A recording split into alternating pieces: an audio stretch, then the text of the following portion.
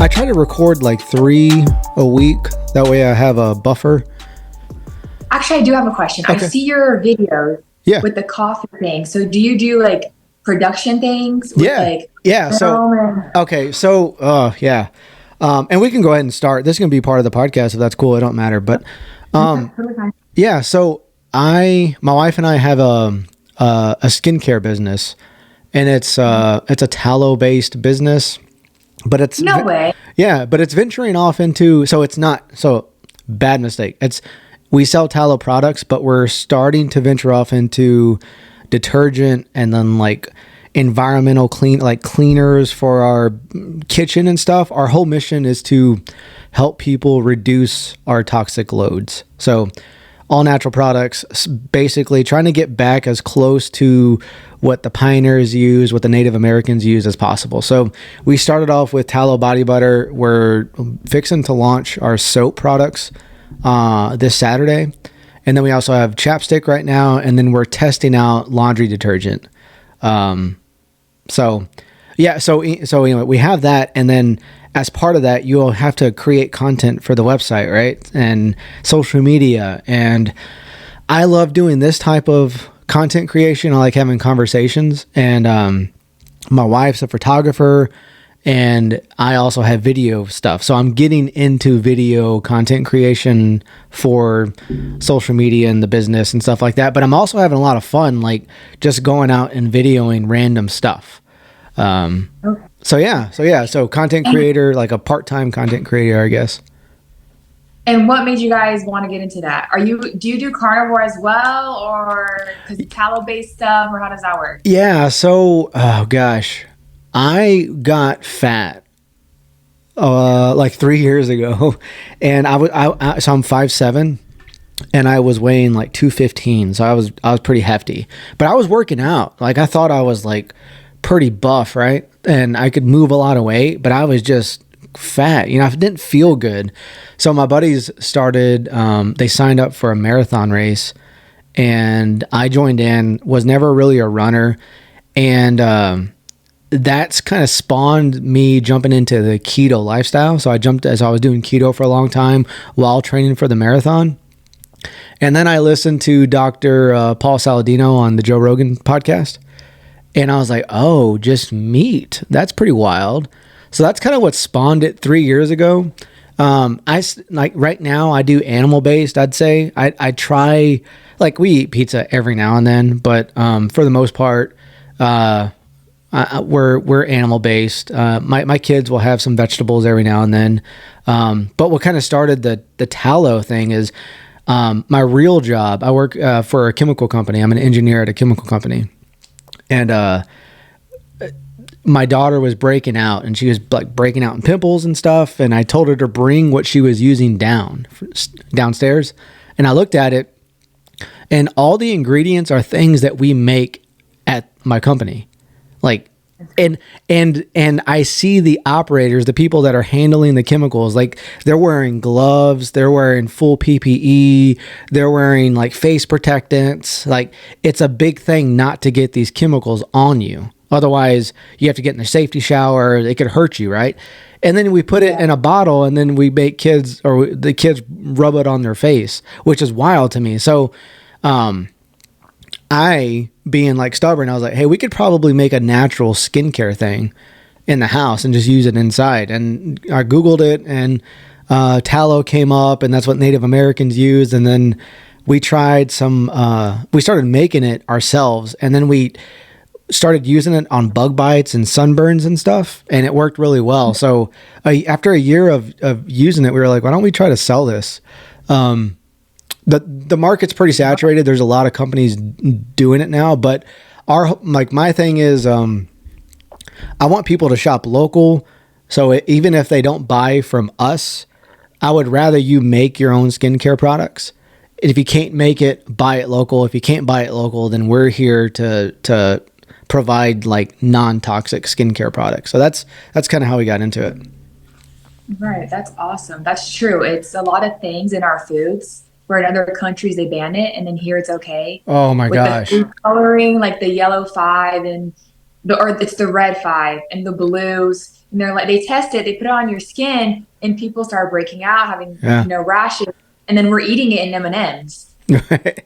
Right. Like, what's going on? How are you allowing this? Yep. And you know what else is weird too is like BPA. Like BPA is like pretty known in the United States, and it's I think it's banned now, quote unquote. But they like companies will move away from something like BPA, and then they'll go to the next bad thing that's like BPB or BPC or whatever it's called.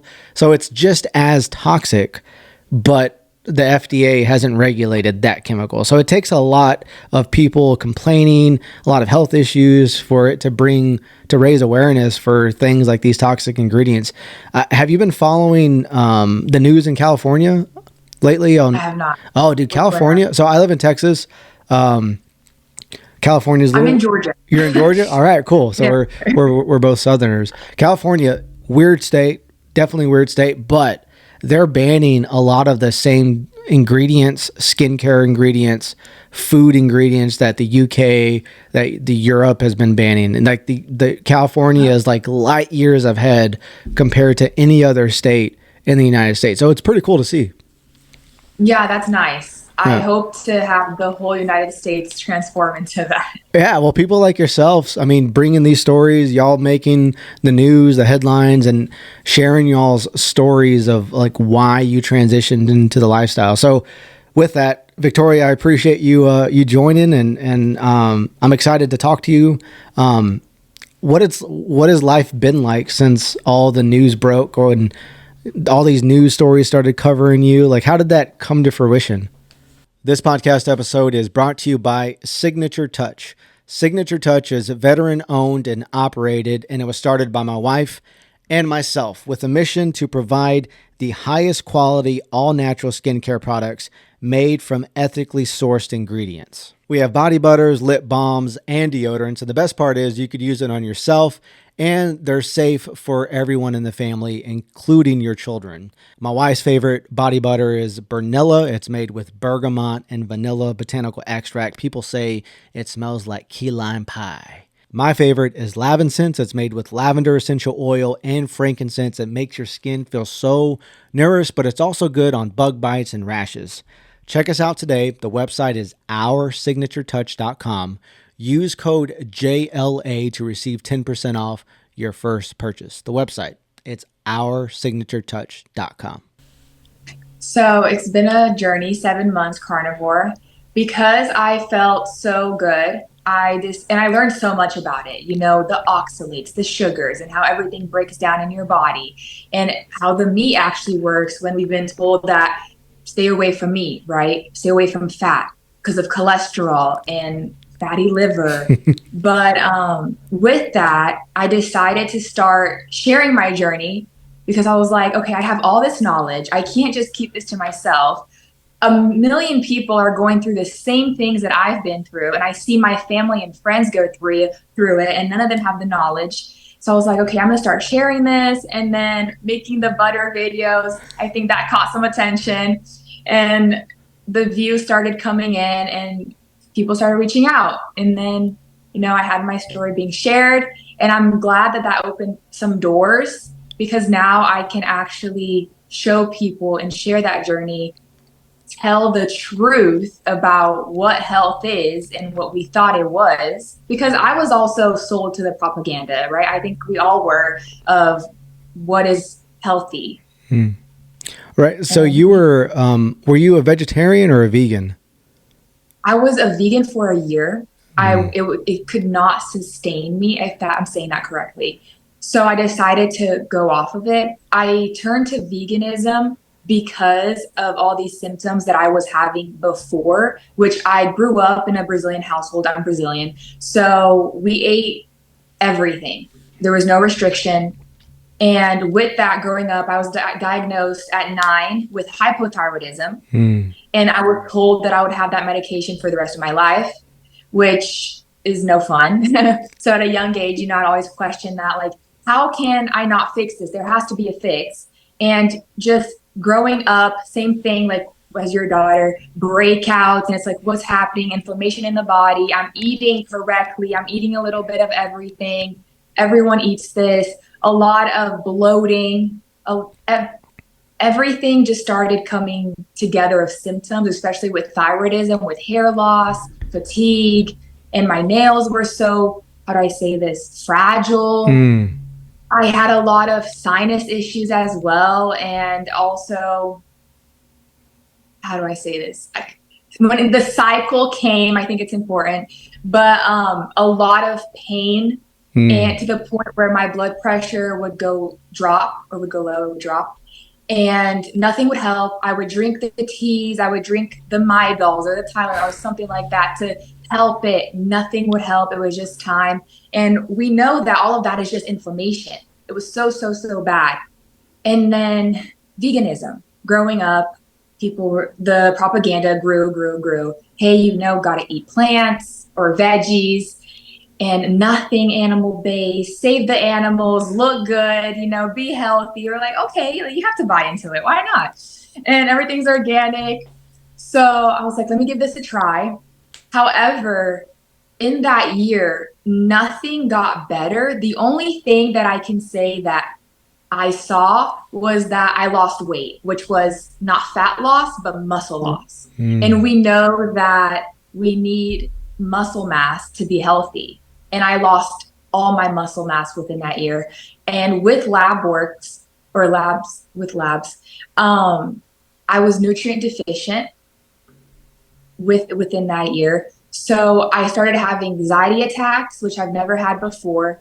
Towards the end, I started experiencing TMJ symptoms, which is joint pain, specifically in the jaw. I actually thought that it was maybe, oh, because I had braces like 10 years ago, I'm getting pain from it now in my jaw. But it's actually all the oxalates, which are the tiny crystals. I think it's pronounced phytochemicals or Mm. photochemicals, which cause a lot of inflammation in the body. Also, all the sugar, and sugar can come from, the carbs, the fruits, because a lot of people think that fruit is some type of special sugar. It's okay. And it's not. But yeah, a lot of things, more symptoms, and my headaches got worse. And I was like, okay, you know what? I did this to be better. It's not helping. I'm going to go back to eating everything instead of restricting myself. So I did that. And everything just got worse. Oh, wow. Every time I would eat, it was like 10 times worse. I would go into a coma. I would need to sleep.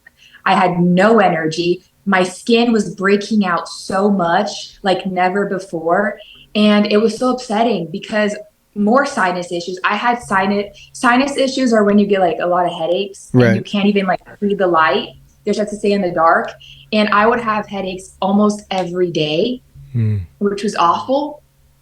And I was like, what am I doing wrong? I've tried everything. And a lot of people want to say, oh, but you did it wrong, or you didn't do this. You had to supplement and you had to do this. And it's like, I did it all before veganism, during veganism, after. I supplemented, I did cleanses, even parasite cleanses, liver cleanses, the herbal teas, everything.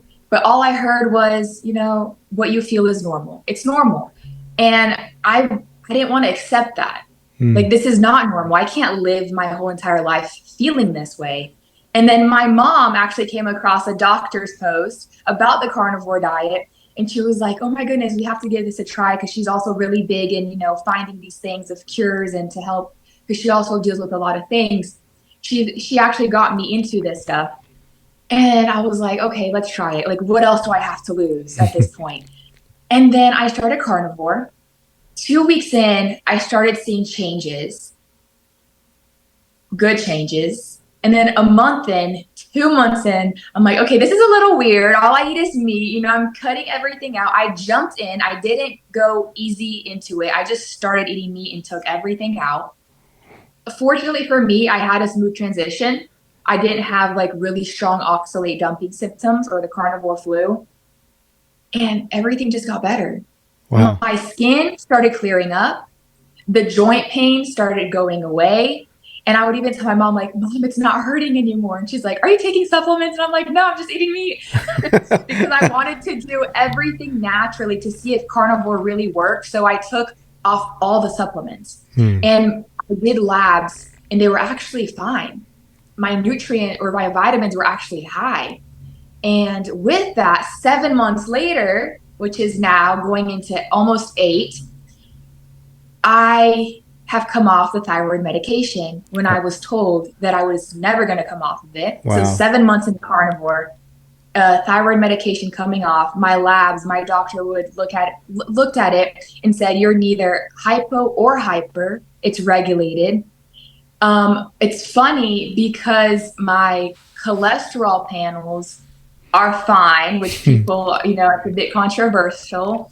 My liver is all good. And because on the labs, you can, on the complete metabolic panel, you can check the liver functions. And I think it's interesting to mention because people think that because of all the fat eating, I eat a lot of fat. I started with a lot of fat.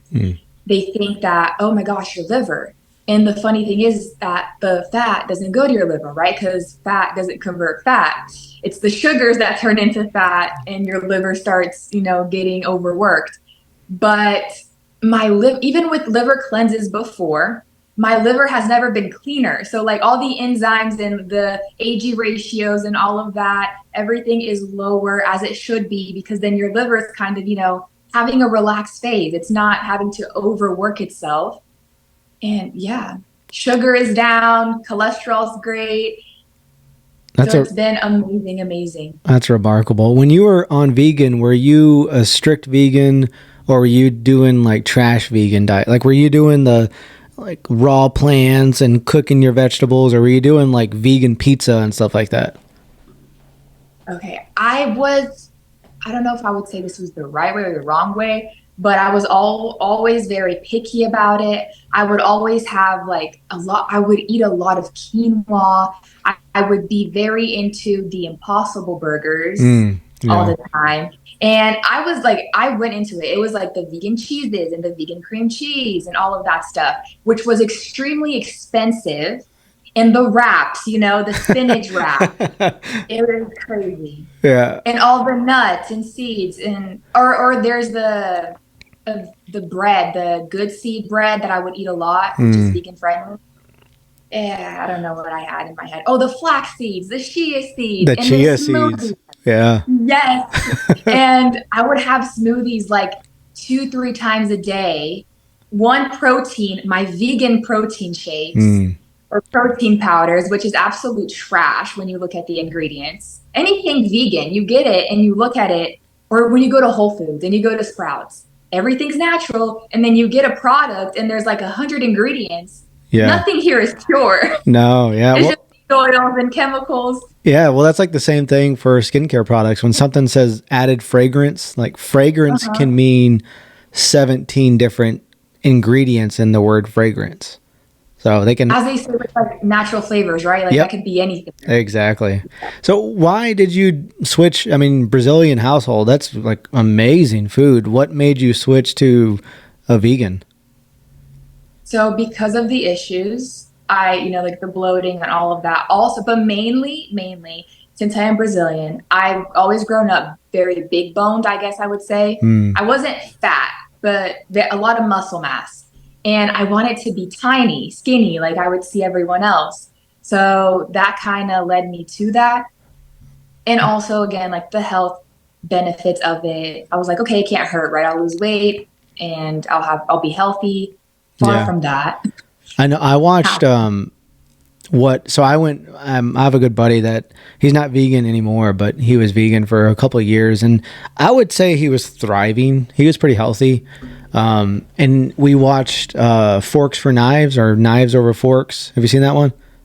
And that, I think I've seen so many documentaries about like the animals and all of that. Yeah, that made me like, okay, yeah, I can try to switch. So I tried veganism for I think a solid 9 days, and I couldn't handle it. I was like, fuck this, fuck this. I'm not eating. Well, we were eating trash too. Like we would go have like fries and vegan burgers, and like it wasn't. I think there's like I know I've talked to a couple of like hardcore vegans on the podcast, and they seem to be really healthy. I don't know if they're I don't know what they're really doing. They could be cheating, taking steroids and all that stuff behind closed doors, but they seem to be thriving. Do you think that some people, like from a genetic standpoint, have the ability to thrive on an all plant-based diet? Genetically, I don't think, like, the people say, oh, what type of blood are you? Type blood A or B, you should do this diet. I don't think any of that is real. Mm. And even though being vegan, you're getting your healthy stuff, I want to see labs, because I think that says a lot as well. And I don't know, just look at carnivores and then look at the vegans. They may look, yes, like I look too. When I was vegan, I was skinny and people were like, oh my gosh, she's probably so healthy. But then you looked at my labs and it was trash. Yeah. But on the outside, I looked perfect. So I think we have to look into all of that. Maybe it can work. I don't know. Maybe they're supplementing very well. Yeah. Because I think that's what kept me going, the supplements during that time. But yeah, I don't know. Well, that's a whole. I still have questions. Like, are you really thriving? Are you really thriving? Yeah. Well, that's a whole nother topic too. The amount of supplements that you have to take on a vegan diet to be healthy. You can't, because you can't get some of these vitamins and minerals in plants that you can from like grass-fed beef. You know what I mean? It's missing a lot of the phytochemicals, the nutrients. I was just talking to Sean Gracie. He's with North Star Bison. Have you heard of that? Okay. Uh-huh. Okay. Yeah. So they just did a study on one of his ranches, and he was by Dr. Van Vley. He's like a well-known researcher in the phytochemical space, and he was saying that bison have like 40,000 more nutrients compared to cattle beef, which is wild. They said like it's just unreal the amount of nutrients and phytochemicals and minerals and all that crap that you get from bison meat. And that makes me kind of believe that it's like damn near impossible to get all that from a plant-based diet. Which makes me think, I'd never thought about this before. When, vegan is like a lot of propaganda about the healthy stuff, and then supplementation started to grow. It's like, wait, hold on. Are both of these things profit driven? Like, hey, eat this, so then you need the supplement or something like that. I don't know. Yeah. Well, see, I'm kind of a pessimist. I always think the glass is half empty, and I think that it's money driven for sure. This whole vegan movement, it's definitely tied to money. Now they're making lab grown meat, which is fucking crazy. Like, that's just you're saying that you can like mimic something better than nature. You know what I mean? That's like not physically possible. It's not. It's just going to be. It'd be interesting to follow the people that eat that food for 5 to 10 years and see what they look like and see what their labs look like. After 5 to 10 years of consuming that lab grown meat. And even like, it's not environmentally friendly either, because like it takes so much energy to make all that lab grown meat compared to just a cow that's roaming the pasture. You know what I mean? They want to hate on it, but it's like, look at what you're doing. And the funny thing is about the whole vegan thing, someone actually commented on one of my videos and they were saying, oh, they've been vegan for so long and they're doing great. And they were like, oh, my cholesterol was like 100. And I was like, ooh, from what I learned, we need high cholesterol because we function off our hormones. And what makes our hormones is that cholesterol. So if we have low cholesterol, our body is not functioning. So it goes back. Yes, some vegans may have a high cholesterol, but then again, you're looking at what is your VLDL, what is your HDL and your triglycerides ratio? Because it's not just about your total cholesterol. It's about everything. And people want to say the good or bad cholesterol. That doesn't exist. Yeah. All cholesterol is amazing. It's good. It needs to be high. The problem is the triglycerides. It's those seed oils that are the bad things, making also your cholesterol high. So your cholesterol may be high, but is it from good fats or is it those bad oils, right? That's actually sticking to your tissues. And it's interesting because before carnivore, My VLDL, it's part of your cholesterol panel, and this is what determines if it's actually sticking to your tissues. Hmm. And my VLDL cholesterol before carnivore was always on the higher end. And then after carnivore, it's as low as it can be, meaning everything's flowing great. So, that's why I also question that, because it's like, oh yeah, we're fine, but okay, let's look at those labs. No, absolutely. And they say like the ranges in the labs aren't even for everyone, right? It's based off of like sick people, actually, like those ranges that Oh, they is it use. really? I didn't. That's what I've heard. Oh, I haven't heard that. I know the ranges are like what is considered normal. You know what I mean? like Mhm. like what's normal for you may not be normal for me and my wife or my kids. So yeah, I question those numbers a lot too. And also Yeah. like the amount. Like, don't you have to take the labs? Um, like multiple times at different times to compare them, because if you take them in the morning it's going to be different than in the afternoon. Or also, what is your stress like? Was the day before something really stressing you out, and then could potentially affect your blood panel? So there's a lot of factors.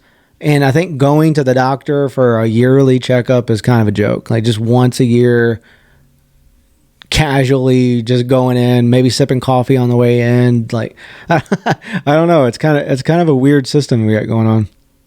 I'm so used to labs because of the hypothyroidism. I would get it like every 6 months, I get it checked, rechecked to see. So I kind of grew up with that. I hate getting my blood drawn, but I grew to actually found a passion in liking to see these labs because you get to see so many different things and you can know what's going on. Of course, it's not going to be like a perfect, accurate result of what's really going on, but you get sort of an idea. And so that's why I love talking about labs. And I still think, I still get them checked every 6 months and all of that.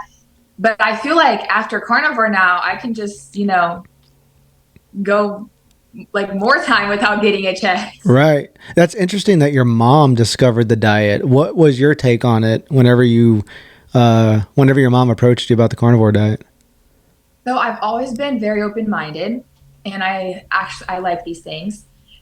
First, I was like, okay, what is this? Like, what is this now? We're all just eating meat? Like, what? Just meat? And she showed me all these testimonials and videos and the doctors talking about it. So I went in, I started doing my own research. And that's when I found the whole carnivore community, Dr. Sean, Ken, Shafi, Chefy, yeah. and Dr. Kiltz.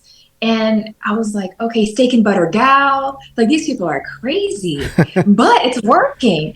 So I was like, okay, you know what? I might as well try it. Like I said, nothing to lose. I'm very open minded.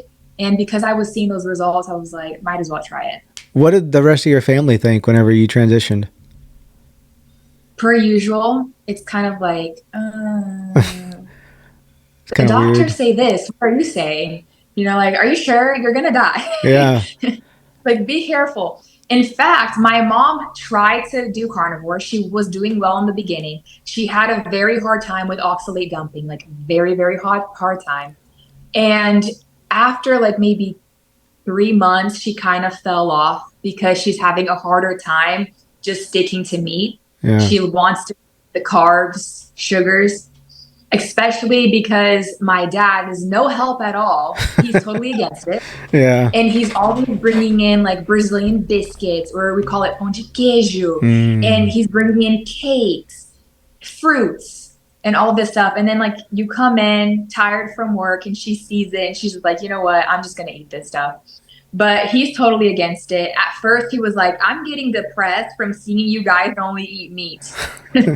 It's different. It sucks whenever there's one member in the household that's kind of against it or not supportive of it, because it makes it difficult. Luckily, my wife is she's pretty supportive. Like I said, we occasionally will like they'll have Chick-fil-A while I'll eat a steak or something. And that makes it tough too. Like, if it's around, if there's cookies around, I'm like, fuck, bro. Because you've been exposed to it like for so long. So like Yeah. in our heads, we're like, we know that's good, Yeah. I but got we also know it's bad. Yeah, I got So this it's kind weird of like, thing too where like midnight I'll go to sleep, you know, like 10 o'clock, 9:30, and then I always wake up around 11:30 and 12, and I'm just like fiending for something sweet. I've talked to Really? so many people that are kind of the same way, and I think it's like some childhood trauma type shit because my family always kept things hidden when I was growing up. So I would wake up in the middle of the night and go sneak in the kitchen, like 8, 7 years old, 9 years old, and like sneak in the kitchen to go like get the cookies or drink a Coke or something, or I'd find it in the closet and like save it for the middle of the night. So I'm wondering That if could be possible, I actually. really do think that's it. Why I do that. That is hard to break. So my wife has to hide. Like when she brings stuff in, she'll hide it from me, and she doesn't let me see it. That way I don't like. That way I'm not tempted to wake up because it sounds stupid, but I really don't realize I'm doing it until like after I've done it. Like I'm still kind of asleep, if that makes sense. Yeah. So we have to hide that shit. Otherwise, I'm gonna find it in the middle of the night. Yeah, compulsions are very hard to break, and it's Yeah. habits. Like even now, it's like I've been eating bad for 23 years, and we have all of those habits. So it's hard. It's still hard till this day. But the interesting thing is, I don't know if you've noticed, but when you eat those things, do you feel some sort of way, or is it just normal? Like, like regret. Is that what you mean? Like, More like taste wise, and how do you feel like your body? Do you feel the effect of oh yeah, that? absolutely, absolutely. Like since I've been on the animal based journey, mostly eating meat and like I'll have avocados and stuff like that. Mhm. Whenever I do venture off the rails and eat like a pizza, bro, it takes me like 2 days to recover. Like no shit. It feels like I like drank beer or something, or I got drunk, and like the next day is pretty much a loss. Like I feel like crap, and then I start getting a little bit better the next day. And I tell my friends and my family that I'm like, dude, I can't eat it because I'm just done for 2 days. And they're like, oh, you're exaggerating. I'm like, no, I'm really not. Like it fucks me up, and and also like not just my body. Um, but my brain, like how fast my brain operates in meetings and talking to people and doing podcasts and stuff and recalling information. If I have a cookie or cookies or a pizza, I'm basically checked out for a couple of days after that.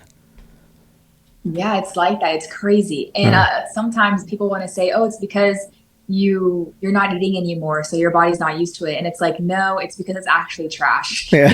Because your body's so clean. So when you eat it, it's kind of Yeah. like, what is this junk? I always joke around with my family, but I tell them if I don't, and this is probably TMI for you, but if I don't have to wipe when I poop, Yeah. my body is like firing on all cylinders. Like I'm good, but I know, That's healthy. That's how it I, should be, right? Yeah. I know, but if I eat something, then I'm like done. Like I'm just bring me the whole roll of toilet paper. I'm just done.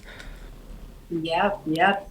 Going to the bathroom on carnivore and not is very different. And you notice it's something important to talk about because I think it's something we all deal with, Yeah, and I feel like I saw a big difference in that too. I think we all do because from oh, you have to go to the bathroom 3 times a day. Why? Because you have so much trash from eating all these veggies and these carbs. That's why you need to go to the bathroom 3 times a day. But yeah, once you're on carnivore, animal based, you don't have to go 3 times a day because you don't have trash to take out, right? Because you're absorbing all the nutrients. yep. And you're not as, or at least for me, I'm not as gassy either. Like I'm still, Right. Yeah. like it's not 100% gone, but I'm not as gassy, and like this is not just me showboating. Like they don't stink. Like if I do fart, that's not stinky.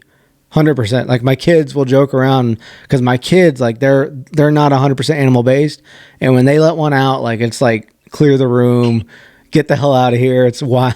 That's true, and people don't believe that, I but know. it's true.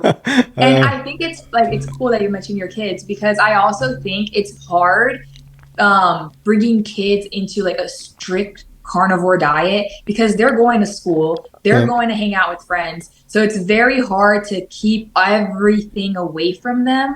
So I think it's interesting, like, they see you do that, but you also let them have certain things, right? Which I yeah, think is also important just to like, we grew up with it, right? Like we right. had everything, let them have the textures or something like that when they grow up let them kind of find their way. Yeah, no, they are, and they're starting to become a little more cognizant about what they're eating too. Hmm. Because I did try to. I'm a very much, and I'm getting better about this. But like when I find something that works really well for me, or if you tell me something that works really well for you, I get really excited and I want to share that with people. And it can come off as being pushy, or like you're like too much, right? So I'm getting better with that. But my daughters are starting to like question things that they're eating, and even stuff like they'll bring me their products and be like, hey, are these ingredients bad, or is in here? So it's kind of like they're starting to question things at a younger age, like before I did. I'm 35 now. It took me till I was 32 to start really thinking, is this thing that I'm buying really good for me? Because the way I thought growing up was, if it's on the shelf at the store, it's been vetted, it's been approved by the FDA, it's been heavily researched, I'm safe if I buy it. And now I'm starting to realize like that's just not accurate. Especially when you see all the labels, GMO free, gluten free, like, oh, okay, Oh wow, yeah, wow. I know. That's the Yep. one.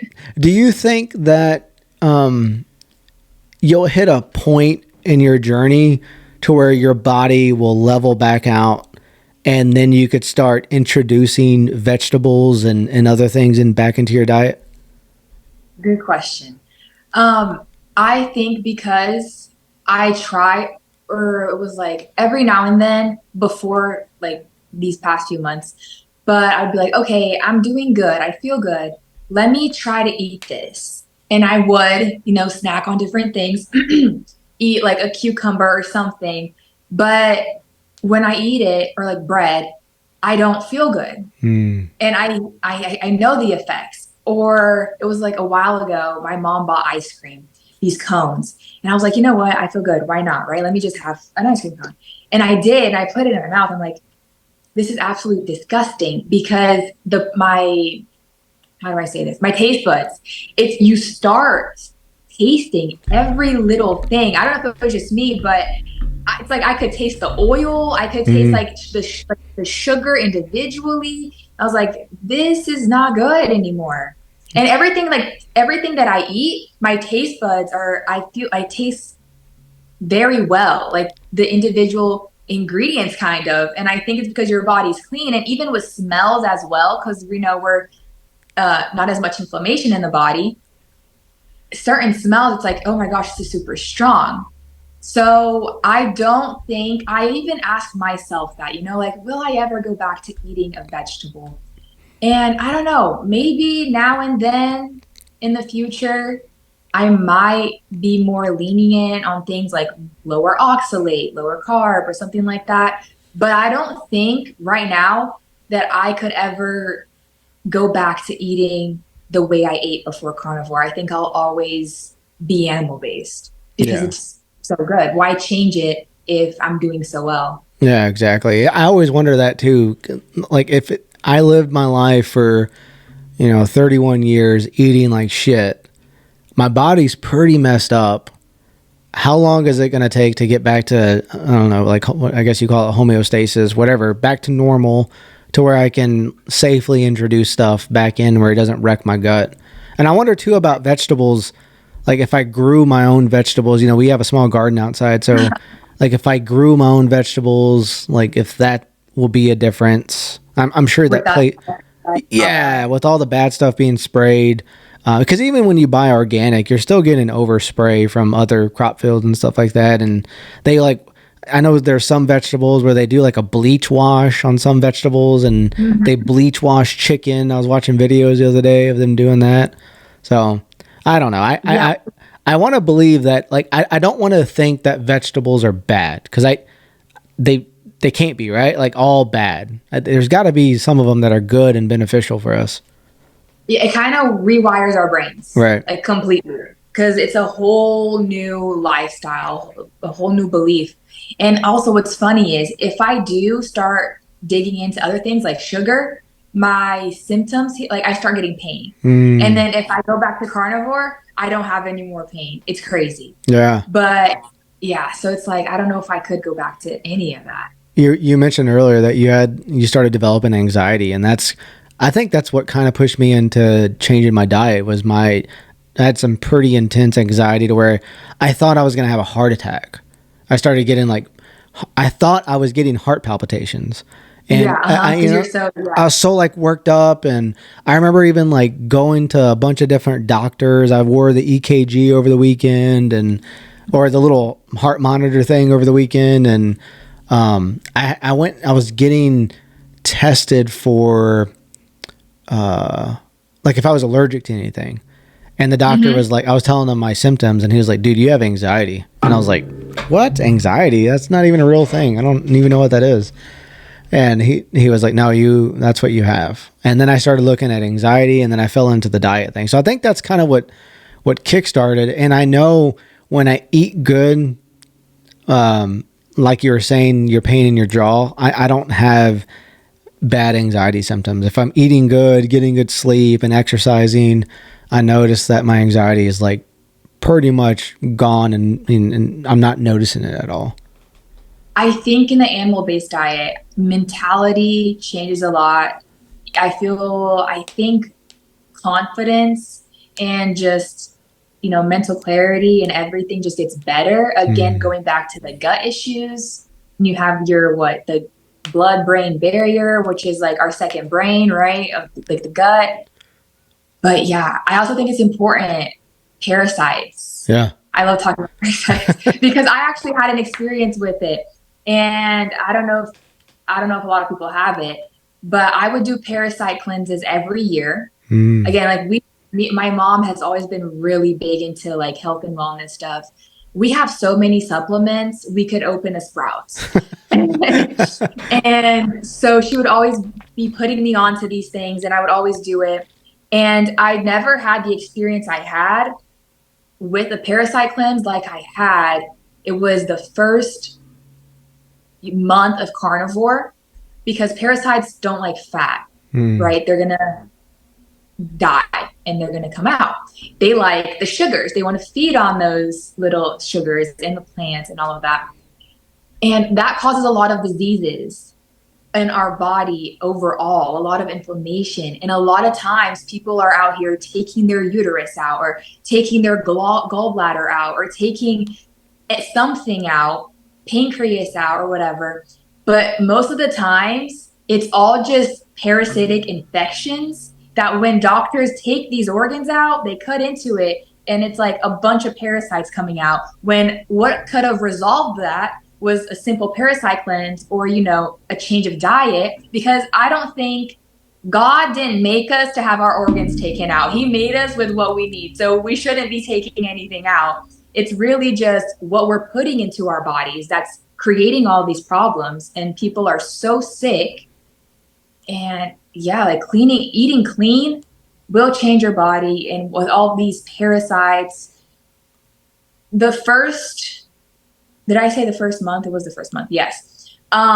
Eating a lot of fat. I was eating a lot of fat. And with that, I noticed parasites in, bowels, Yeah. which I think it's so cool. This is disgusting. It's TMI, but it's so cool because I'm so intrigued with this stuff. And it's like, wow, like that was in my body. And I was doing these parasite cleanses yearly, and I still had a lot. Mm. And you can also check this in labs. Your EOS, I think, is also in the metabolical panel. Some may be very high, some may be very low. The lower, the better.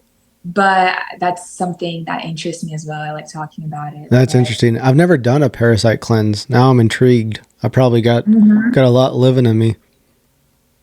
We all do. People say, oh, it's a third world thing. It's not, it's a human thing. We all have it. Yeah. And a lot of these like problems, such as, how do I say this?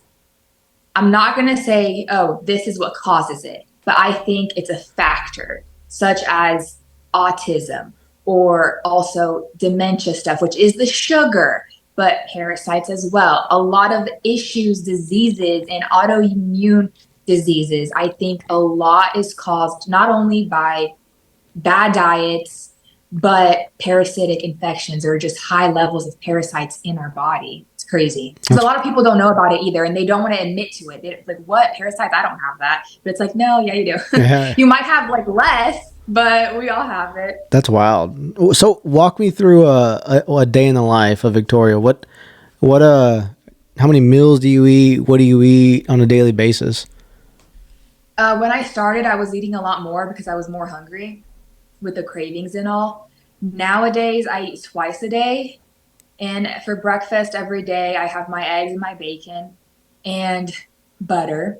Hmm. And then at night, I have ribeye or picanha, which is the top sirloin cap, with butter. I'm trying to switch to tallow. So I'm cooking it in tallow and then I'll add butter on top. But I love butter. There's Yeah. nothing like butter. What do you think? Are you a ghee fan, tallow fan?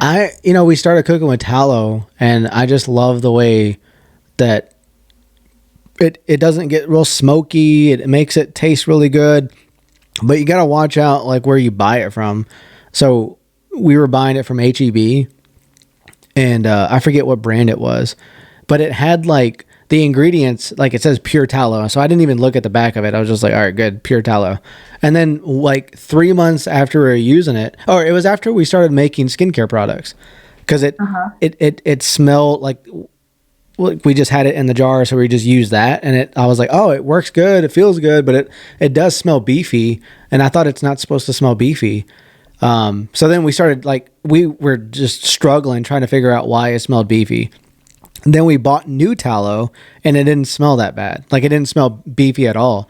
So we looked at the ingredients on it, and it says pure tallow plus beef flavoring. And I was like, what the hell? These sons of bitches, like, they got me. So, Right. yeah, and when we were looking at, like, we looked at Kroger's and a few other stores, there's, I think Epic is, the brand Epic, they have pure tallow.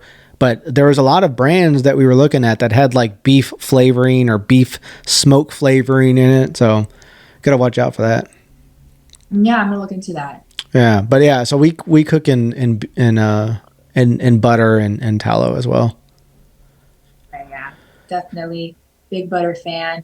What kind of butter? What kind of butter do you buy? So, the name. They say I'm using salt for salted, the Kerrygold one. Okay. Yep. However, they're like, oh my gosh, the salt isn't good in that.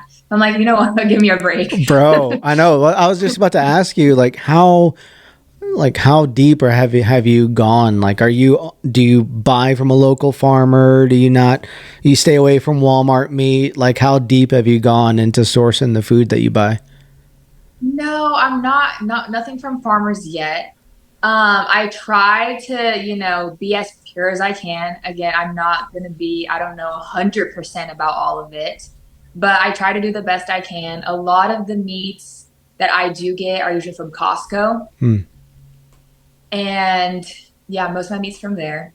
And I also use the unsalted one is the farm raised, pasture raised butter with the little cows in front. Yep.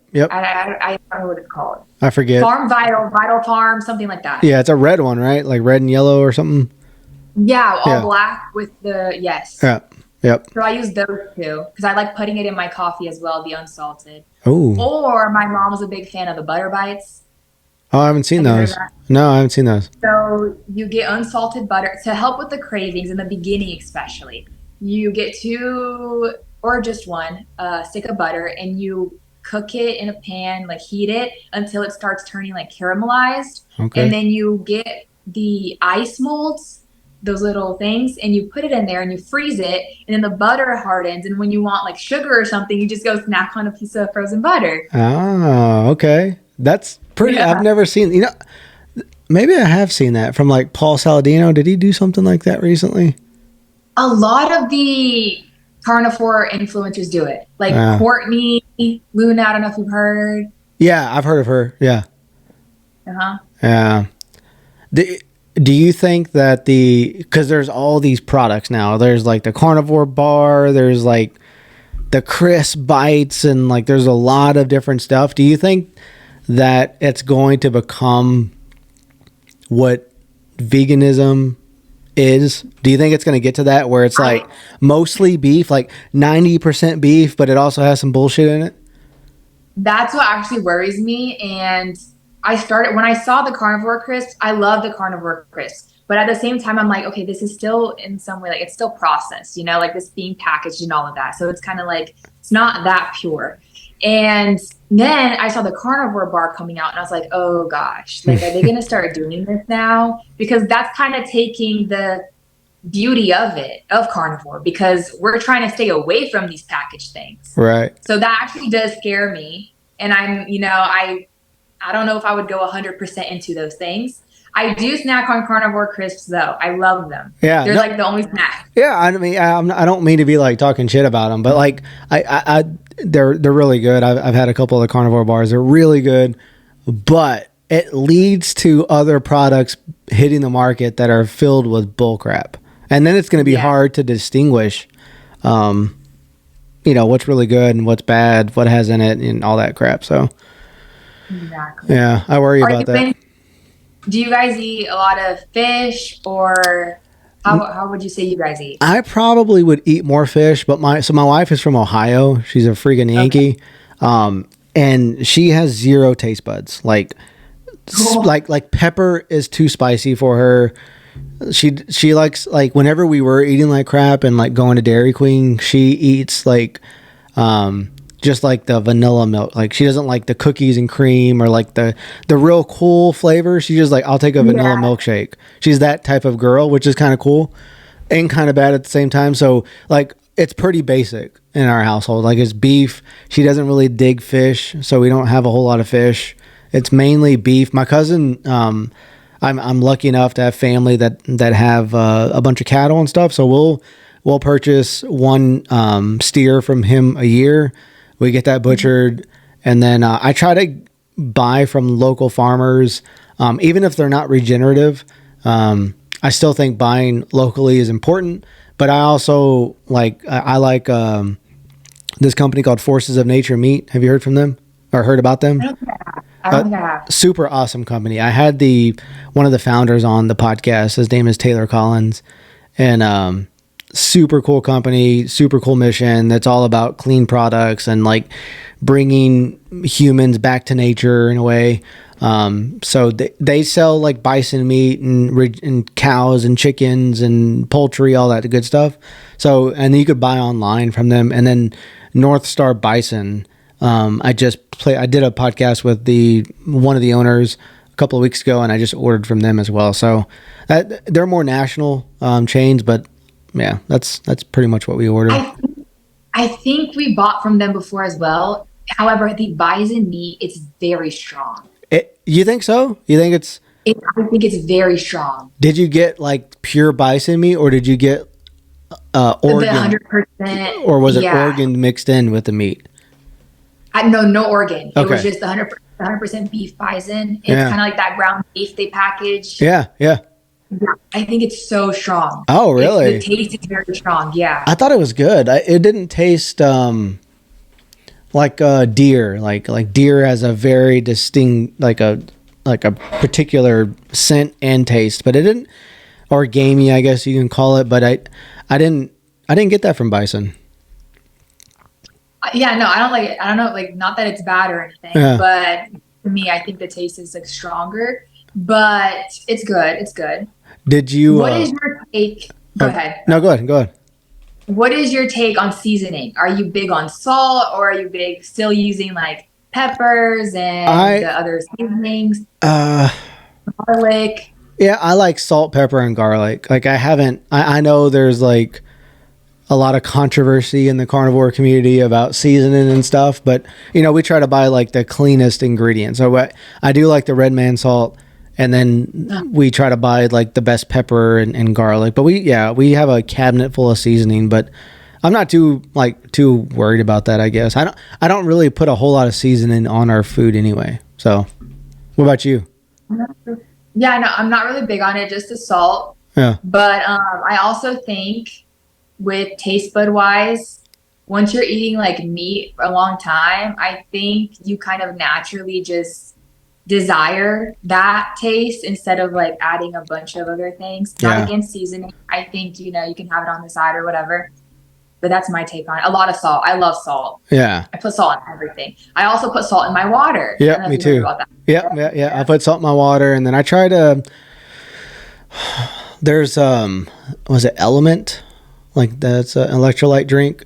Uh-huh. That's pretty good. I tried them. Do you Yeah. drink electrolytes? Like, do you have a company you go with? So right now, LMNT, right? Elementy. There you LMNT. go. Yeah, there you Okay. go. Yeah. I don't do electrolytes every single day because I don't think we need the electrolytes every single day just because of those little doses. Maybe not everyone needs that much. Right. Just depends. But I do the salt in the water every day, a little Yeah. bit. Same. I would do lemon too. I don't know. Are you a fan against lemon, or how do you feel about I lemon? don't. My mom's really big. She'll have her lemon in the morning and Yeah. she'll drink it.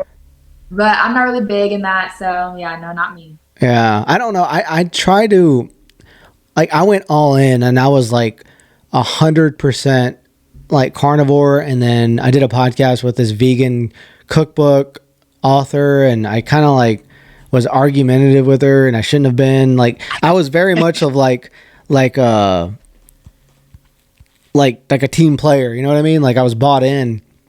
And I guess the longer I've been doing the podcast, the more I've like kind of realized, like me personally, I just don't.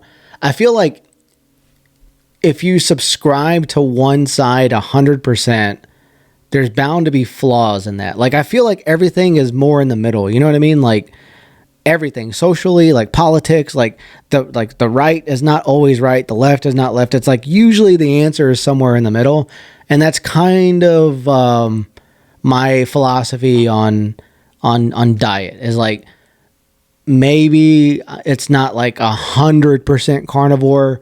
Maybe like the happy medium for me is probably like somewhere in the middle with like I don't know. I don't even know like a potato every now and then. I don't know. Just I totally get that. It's yeah. hard because you see that stuff and it's like how bad could it be, right? Like you want to have something different. Right. But then it's hard as well in my head because it's like, okay, you learn that, you learn this, but then you also know this, and it's like, okay, what do I even truly believe? Right. It's so much information. Yeah. And it's kind of like, what do I do with all of this? Yeah, I was walking around just quoting Dr. Paul Saladino for a solid 3 months. Like my kids would make fun of me. My daughters were like heckling me because I was saying oxalates like 1,000 times a day. What was the other one? What is in seed oils? What is linoleic acid? I think that was like one of them. I was The just omega ratios, the omega I was just walking around like crazy for a solid 3 months. Like my whole family, even like we have twins. Like my twins were almost saying it. Like it was funny, but like you got a doctor in the house. We're in the wrong field. I know. That's funny. So what's in the future for you? What do you want to do? Like, do you want to like capitalize on the social media thing and kind of keep going with that, or what's in the works for you? I do want to grow my social media to help others know that there is this option because I know a lot of people are misinformed. And I always say the beautiful thing about people who are trying carnivore, animal-based diets, keto diets, everyone is very open-minded and everyone is searching for information, asking questions, not settling for, okay, this is normal or this is how it is.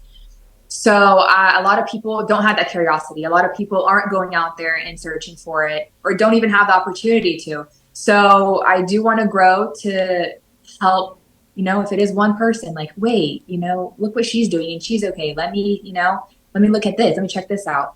I do want to grow on that. But right now my priority is law school. I'm currently in my journey to go to law school. Oh, wow. That's cool. Yeah. So maybe dabble those two things around. Yeah, do it at the same time. You see those like lawyer TikTok people? They give like a lot. That like the law advice. Yeah, lot. your feed's probably filled with it. So, what kind of law do you want to practice?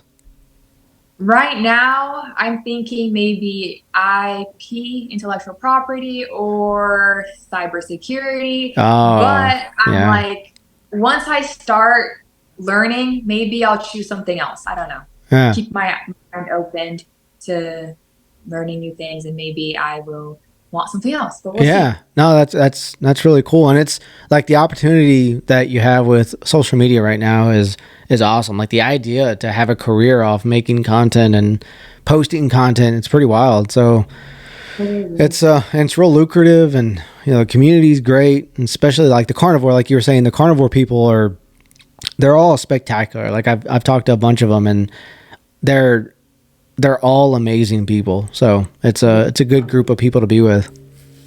I always say people don't want perfect. They want to fix to their problems. Right. Because we're all dying. Like we all feel sick. We all need something, whether it's physically, mentally, emotionally. We all just want something to be like, okay, do this and you'll be better. Yeah. So I think people are digging into it a lot because of that. Yeah. No, agreed. Well, Victoria, I had a great time with you. And how can people follow you on social media and get in touch with you? So Instagram is just my name, Victoria, 2 A's at the end, Ferraz, 2 Z's at the end. TikTok as well is vic.ferraz. And right now, those are the only 2 social medias that I'm promoting carnivore. Awesome. Well, I had a great time, and like I said, this will come out in a couple weeks. I usually make like little reels and stuff, so it's usually between 4 and 7, just depend. And then I'll try not to spam you too much with the tags, but I'll let you know. Feel free to tag me. I want to share it. Okay. I will definitely share it so people can hear us talk and learn more things. Awesome. Thank you so much for having me. Yep. It was awesome. really fun talking to you and Same. meeting you too. Likewise. You have a good one. Thank you, Victoria. Bye. Bye.